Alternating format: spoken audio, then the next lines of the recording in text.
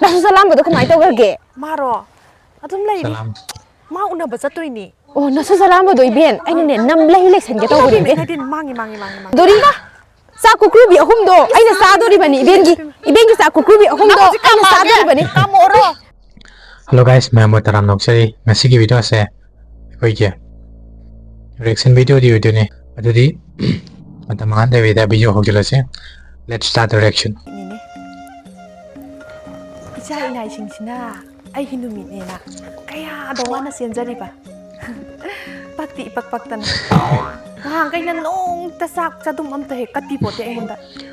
ने खाई बिरिबनी मसिदे फुंगा लायुसे का दना स जो मत को अतुगा मसिजिना कया दा मतलब योसला का निंजंग ना भाई तारे तबु येंखियेदा कमाई तौरिगबा इंगना सिगना दिपाला मालेदा ए करिनो तौरिसिदे मोचंग वापने कोई नाले अतुगा mayum nana bukan nabda lakhong sida pik thale amot akaisina bangida ko taibang miyoi ba asom mai kai da muyeng ukige ang mana te gyan ta da Eben how kay daw wala amino Eben ngasi dini ai gi numit ni taibang miyoi ba singsina maben ai gi dama chak tha pi ba numit aduduna ne Eben singanta na kira gane ngan ne ta kumdara bani Eben gini haba numit ama laido amasina gina kha pok da bi ai gini haba numit ama ta su tai bang mioi ba sina kha aga thambi de do Eben ma ado aina satpa du da ne ai ni hek phangning da ba poto aina phango sine ba sa ta ba do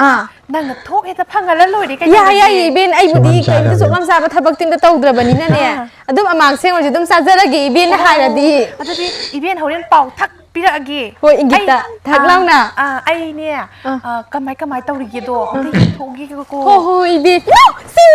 Eben ta sok pa ya da ma le aina adi ai di anam bini ma ai di amang bini ko ka ni Eben adudi ai mang ga ko Eben ro thok pani da la चलेगा has hai ma Eben aina ne nga sai ne Eben na tang mangu ba do se moi gi ne tai bang mioi ba gi toilet haibra redrin haibra adu da gi ne se dan je si hura luri ba ne Eben tonga ga lak pa ne aina tonga ga lai ba adu Eben nang lam na la yu ko kai ne Eben lai da ba nang na migi a khong amam da gi aseng gra ba ingon da nang na ngasi ji bu hekta ina tek toilet ta gi imai phe ma Eben na kai gi no phi kangan man ba phi dum ga ingdra ba Eben bo sendan ju tong de sendan nam tong khuran mi ro Eben gi da mak ka ai khang ga cha khling ga du bu kai no lebak to khai ta ba khoi gi tsunami tholak pa da earthquake tholak pa da lebak to khai ta ba khuning do du mal ni mi Eben gi du ba Eben di ne se nung na taro ka ne tau dori ni mu ka ra ka mata nung na adu Eben na su salam ba do khamai to ga ge maro adum lai ri salam ma una ba zatoi ni na su salam ba do Eben ai ne nam lai san ge to go ni Eben mangi le san dori ba ni Eben yare anang ne inara ju ne lam na ko nang la kanu ai nam thi ai ne sai su do yaw ma ka ni ne nang ai se khanda do ba Eben gi mi ta ai sibu ama nga soi no bi bro lam na ni he ai di ina dori sa kukru bi ahum do ai na sa dori bani Eben gi sa kukru bi ahum do ai na sa dori bani ka mo ro ka ma ka no Eben ki ye Eben isla ki Eben Ini ya? Horen nung dangi kilok sanam marumrang khar loge kanon jiga thau jiga kari no ne horen nung dang hai jibo nga ka Emoinu na tro nga si jibo Emoinu tog de khoi bai bai ne bai kan to kari no hujiki na jing ji gya lam ta dre yum da tog da ne ko mawai na tilau sadam alu nung से जे बारा मोने तो चले ya ka lo su na ba do wala ga di horen dum lage la bai bai din an thoga de ba Emoinu tog de bai bai tog de ne as akoi di Emoinu tau jira an tau ri khoi di lai ga lai lak pani na khoi di lai ga latre gya men ta horen wala ju dum lage ne hoi la kan na jing jibu kari no ne yung toi ba ma chong pang nai ta ba ngak ta gya lam ta dre da si na ni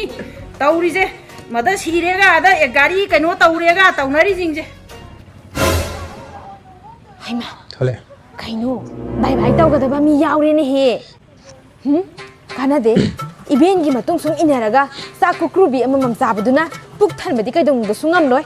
Hanubi matung inaraga hanubi manam namak na bani. Bye tau dore ba nupas gi gari manung jide hekta, dak launa zong khadurage. Haima, gari thau gi dore ne side. Ini, beri jiwa. Oksana ke.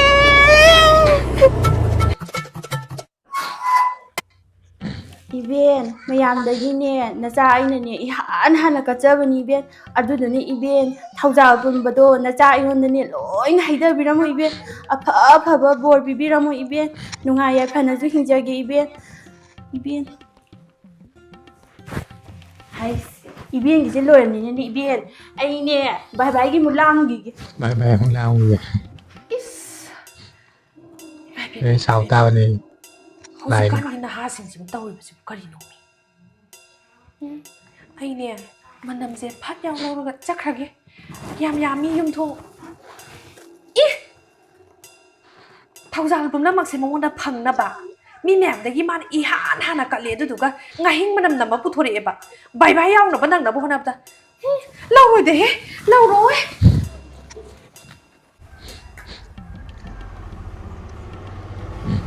Eben du lakpiradi fanida.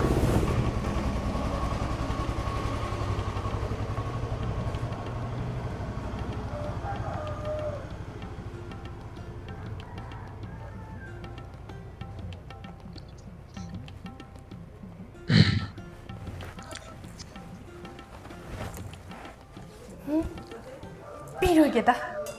이렇게 ꯁꯦꯟꯊꯧ ꯌꯥꯝ ꯂꯨꯗꯦ ꯃꯁꯤ ꯌꯥꯝꯁꯤꯒ ꯇꯧꯔꯤꯁꯤ ꯌꯦꯡꯅꯦ ꯑꯁꯤꯕꯣ ꯅꯠꯇꯦ ꯂꯩꯖꯗꯕ ꯃꯤꯗꯨꯗꯒꯤ ꯃꯥꯅ ꯁꯦꯜꯁꯦ ꯗꯕꯟꯗ ꯃꯊꯣꯏ ꯂꯧꯔꯦ ꯑꯗꯨꯗꯨꯒ ꯃꯕꯦꯟ ꯑꯩꯒꯤ ꯅꯨꯃꯤꯠꯁꯤꯗ ꯑꯐꯕ ꯁꯥꯗꯅ ꯃꯥꯅ ꯃꯁꯤꯗꯩꯁꯤꯗ ꯑꯇꯥꯡꯕ ꯀꯁꯟꯗꯅ ꯑꯩꯉꯣꯟꯗꯒꯤ ꯌꯥꯏꯐ ꯊꯧꯖꯥꯜ ꯐꯪꯒꯅꯤ ꯁꯤꯅꯤꯅꯦ ꯃꯥꯅ ꯈꯜꯂꯤꯁꯦ ꯍꯥ ꯄꯤꯔꯣꯏꯗ ꯑꯩ ꯄꯥꯝꯗꯦꯗ ꯑꯩ ꯂꯧꯔꯣꯏꯗ ꯆꯠꯂꯒꯦ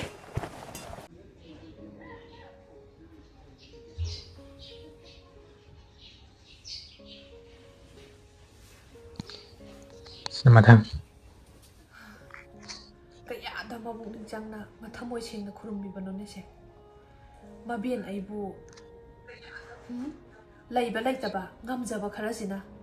ꯃꯊꯃꯣꯏ ꯁꯦꯡꯅ ꯀꯜꯂꯛꯄꯁꯦ ꯃꯁꯤꯗꯅꯤ ꯑꯩꯅ ꯄꯦꯜꯂꯤꯕ Dharma kaca tabi ꯂꯣꯏꯅ ꯂꯧꯔꯒꯦꯗ thamoi sena kat paita ꯄꯨꯛꯁꯦ ꯄꯤꯛ ꯊꯜꯂꯦ ꯑꯐꯕ ꯅꯨꯡꯉꯥꯏꯕ ꯋꯥꯠꯇ ꯄꯥꯗꯕ ꯃꯊꯪ 이벤ꯒꯤ ꯅꯨꯃꯤꯠꯅ ꯂꯥꯛꯄꯗ ꯍꯦꯟꯅ ꯉꯝꯅ ꯀꯠꯄ ꯉꯝꯕ ꯑꯣꯏꯖꯔꯣ ꯋꯥꯠꯇ ꯄꯥꯗꯕ Bo nung ba dimang lego minerasi ma'am Kaijalo. Midode ma'am video su sa dalo sa lagi ma'am masi chahi ro ne mine chahi anta ki chahi da pangthokpang ngam da kaya ma matang chahi na lakpada pangthokpang ngam boi suno na ma'am da wish pijari to nungai fa ba bini mo yung mine lakpada nungai tingdo leta ba si chanan na chong ngong bale ba mo minerasi